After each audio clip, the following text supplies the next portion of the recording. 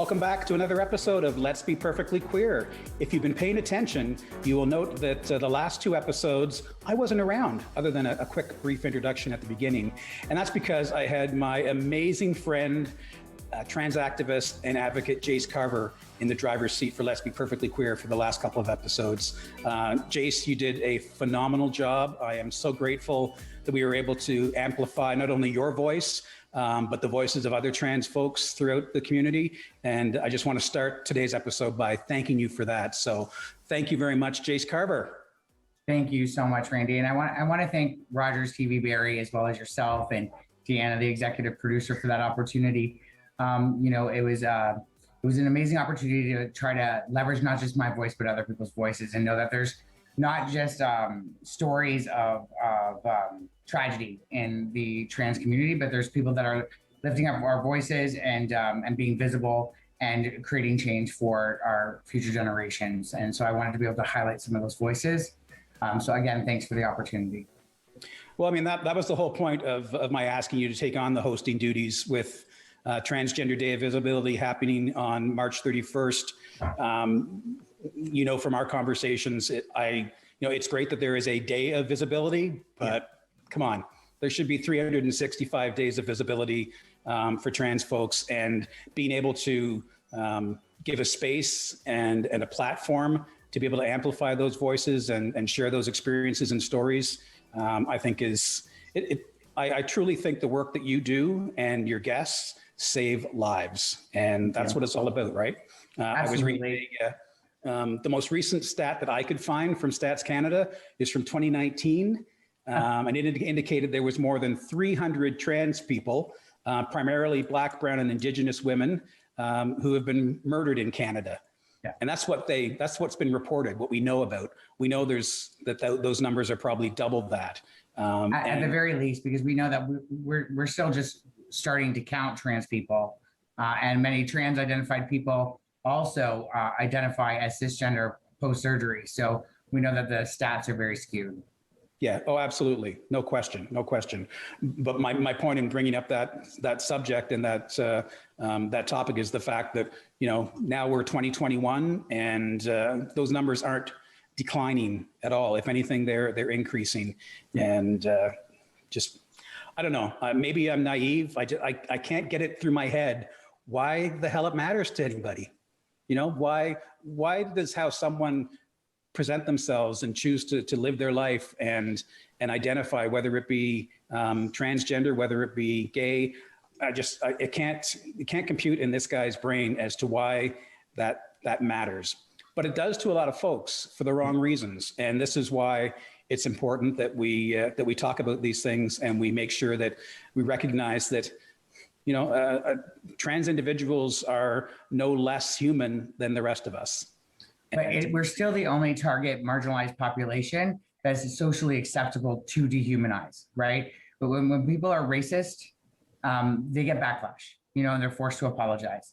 When people are transphobic, it's not really that way, right? People have told me before, well, you need to understand what you're doing is very different, right? And almost like I need to make space for transphobia to be accepted into my life. And it conditions us. And I have been conditioned over time. I used to apologize every time I entered into a women's bathroom and then announce myself as transgender. It took me years to not do that. Or I would take responsibility for trauma that had been evoked on me, either sexual trauma, physical trauma, any kind of transphobia. I almost used to, and I still do, actually. I shouldn't say almost used to, because Shelly will call me on that stuff right now. But I still do at times take responsibility for actions done against me, instead of being able to say, well, maybe I put myself in an unsafe position, but what happened after I was there is not my fault. And that's kind of what I wanted to talk about a little bit today. I've always tried to be super vulnerable when doing your show, super vulnerable in the work that I do when I was with my organization. And anytime I have an opportunity to do public speaking, I believe that vulnerability changes narratives for other folks too. There's that moment of connection where people know that they're not alone. And so I wanted to talk a little bit about human trafficking and sexual violence and physical violence against trans people. And I hate that we're kind of like ending off Trans Visibility Month with like a hard topic, but I think we need to bring voices to that topic. You know, when we had Lucas Medina on, that was last week, correct? Yeah. When we had Lucas Medina on, he was talking about his organization 514 and just the amount of youth that are being trafficked that are trans-identified, especially in this section of Ontario, but even across Canada. And I started to think that maybe I have a responsibility here as a survivor of human trafficking to kind of tell youth that they're not alone and that there can be life after trafficking. And I'm still working on trying to build that life after trafficking, right? This is not a story from 10 years ago or 5 years ago. This is a story within the last year, you know, and you always think it's not going to happen to you. But traffickers they groom you, right? And Shelly could talk a little bit more about that as well, but they groom you. You almost think you're in a relationship with this person. Right. And for many trans-identified, especially trans women, trans femme people, we are given the narrative that we're fetishes. And so that we need to accept almost whatever form of relationship that we can get. And after my separation and now subsequent divorce that I'm moving into, my magic screwed up crystal ball said I'd always be alone. So I was almost ready to take anything I could get. And I put myself in a very dangerous situation. And eventually, I didn't even recognize I was being trafficked at first. Back in active addiction, the drugs were the major component that skewed my perception of what was going on. And I continued to blame myself because the narrative I was being given by the trafficker was that this was my fault. Completely ruined my life at the time. And then I started to blame myself for where my life had gotten to as well. And I still at times fall back into that way of thinking. I can say that I'm moving to the other side of that today, but you know, first of all, the disease of addiction knows no face and knows no class system. And trafficking is very much the same. Once you've been, trauma is the same. It knows no face, knows no class system. And so, you know, even myself feeling like I went around and I taught trans-identified women how to date safely. You don't always see those warning signs coming up because the denial becomes so thick in order for you to just be able to meet that immediate need of having a connection with somebody. And so that's kind of the cycle I ended up into. And once the trauma starts to compound, you start to end up in a space of real bad depression. For me anyway, I'll speak more directly about myself. And I know that I was barely leaving my home except for to be with this person and to do the things this person expected of me, and then to medicate. And that cycle increased. And eventually in September, it wasn't the trafficker, but I sometimes just transfer that relationship to another toxic individual. But in September, somebody attempted to take my life. So and now I'm on the tail end, or I think maybe just even the middle, not even close to the tail end of trying to heal that trauma. You know, I went away to an addiction and treatment, trauma treatment center through We Fight. They assisted me with getting that set up. And I went there in October. I did a lot of hard work, but you know, I feel like our system is set up for folks like myself to fail, you know, and so you come back out, you go back to the place where the trauma took place until you could figure out how to find a new place to be. Right. So you're around those same people that are part of that cycle of trauma. There's no real aftercare except for Zoom 1 day a week with this trauma center. We're expecting people who are at the lowest point of their life and don't have many resources to be able to heal themselves, right? And I've been so lucky to be able to have We Fight working with me and be able to have access to Shelly basically almost whenever I need her in order to try to change the narrative. And the narrative for me is right now that, you know, it's okay to not be okay. Sorry. Yep. Hey, Yeah, and I think what let me we're just really say one thing here real quick, because I think it's important. And I want you to hear this, Jayce, and you're going to start to make me cry.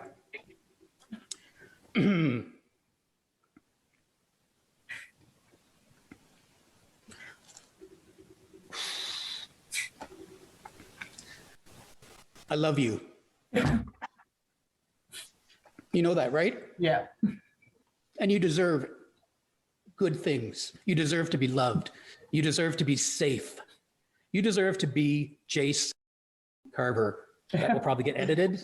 That will get edited. But you know what?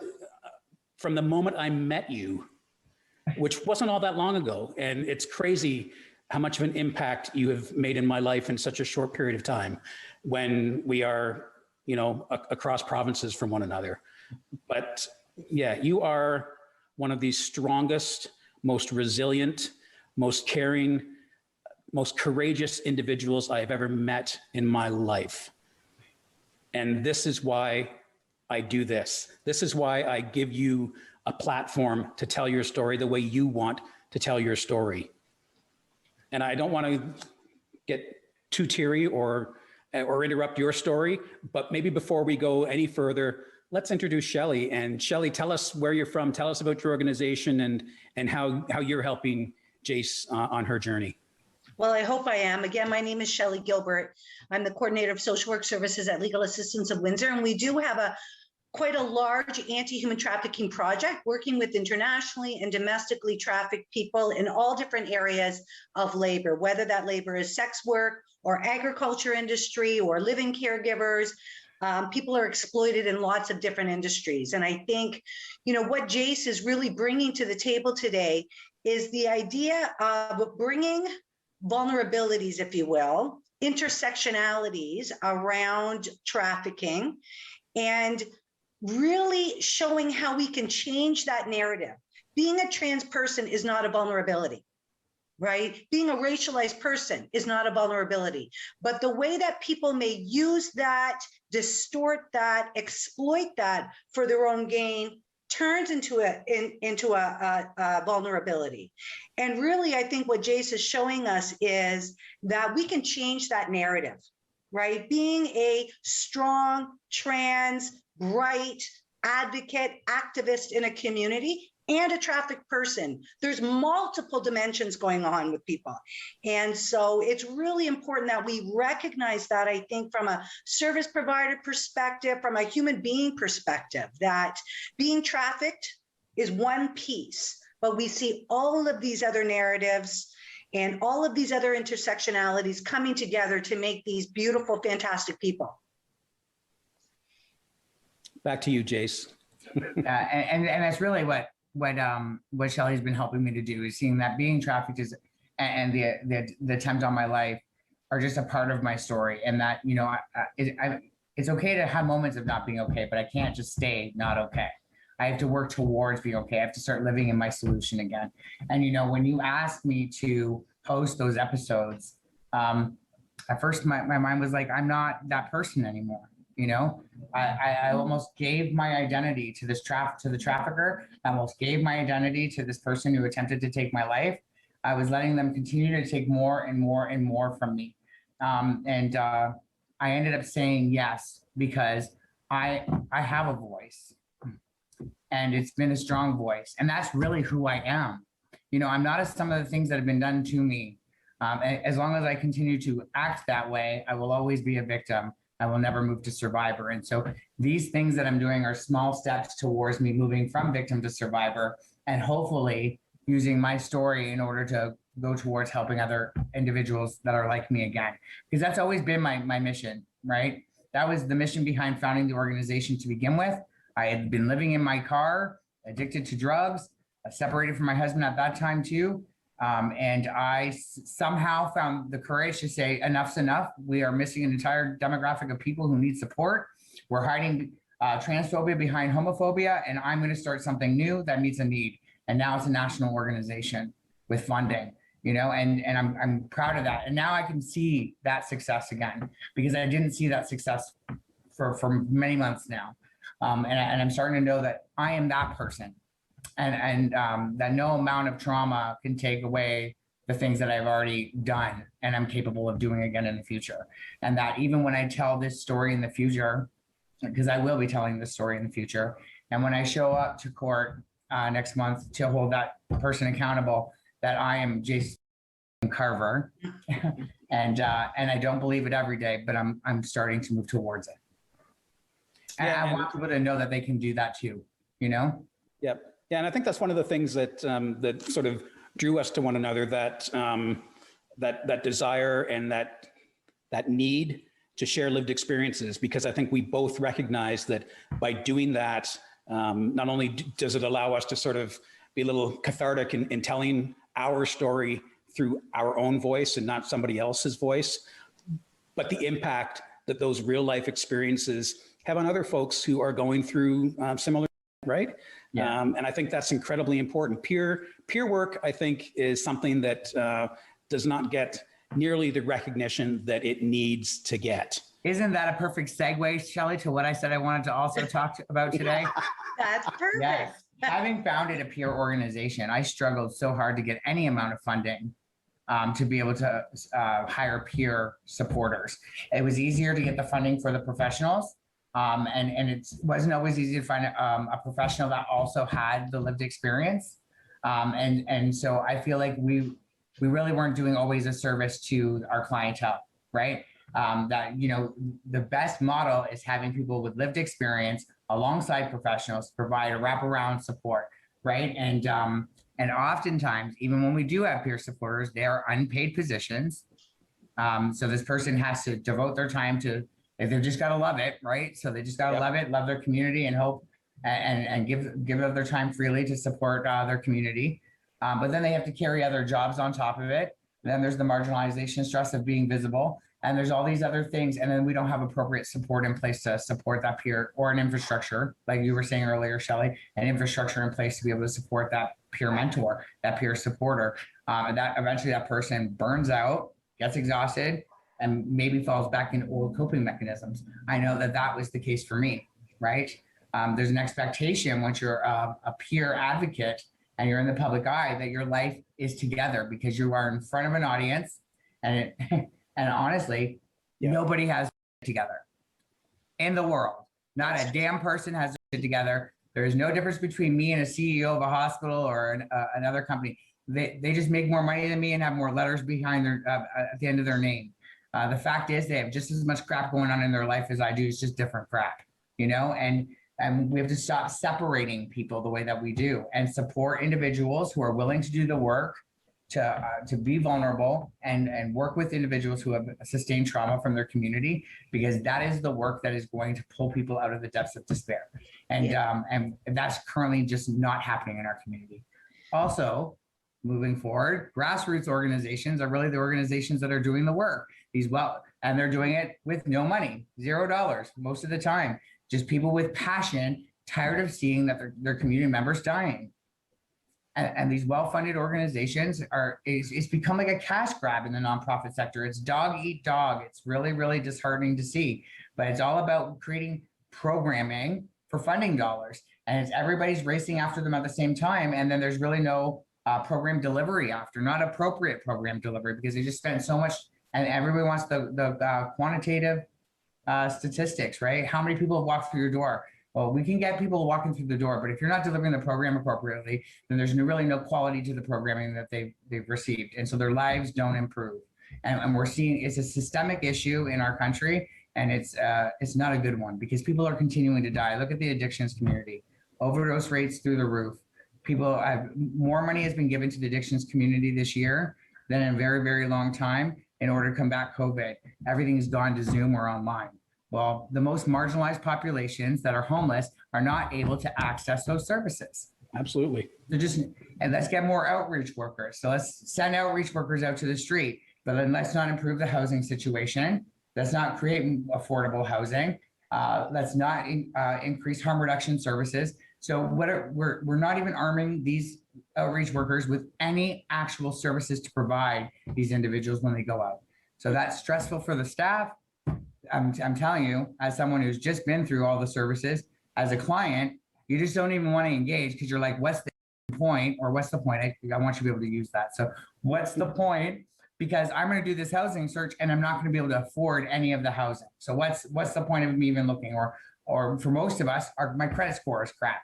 So what's the point of looking? I'm going to get a denied application time after time after time after time. You know, there's got to be a change to the system that we're working in right now.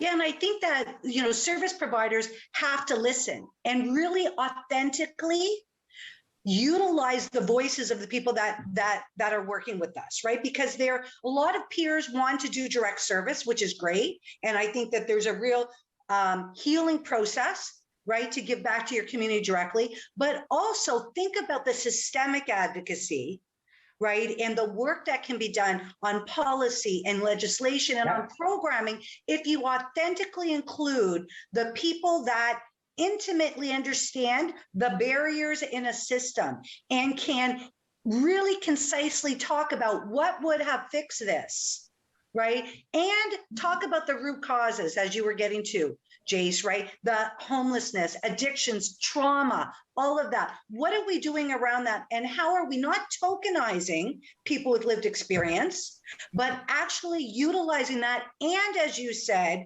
compensating people for their work, right? Their actual work with me, right? And so I think that we, as service providers also should join with our people with lived experience colleagues in saying enough is enough.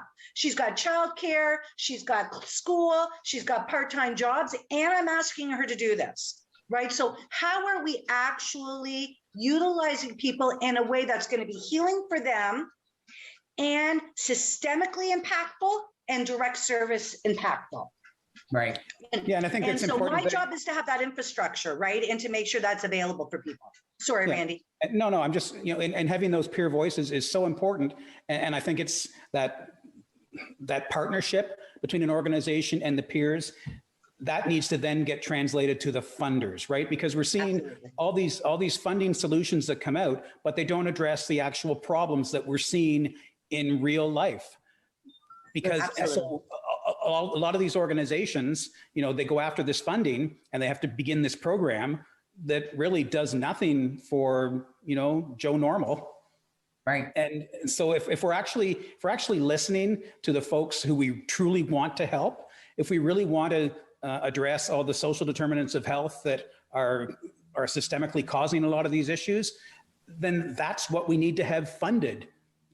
I don't need funding for I don't know, a swing set in the backyard of my house. That's a stupid example, but I just it's really frustrating from an organizational perspective to not have the dollars from the funders to actually do the work that we want to do. Like Jay said, hire more outreach workers, because especially now during COVID, my gosh, our poor outreach workers are so burnt out, whether they've got lived experience or not.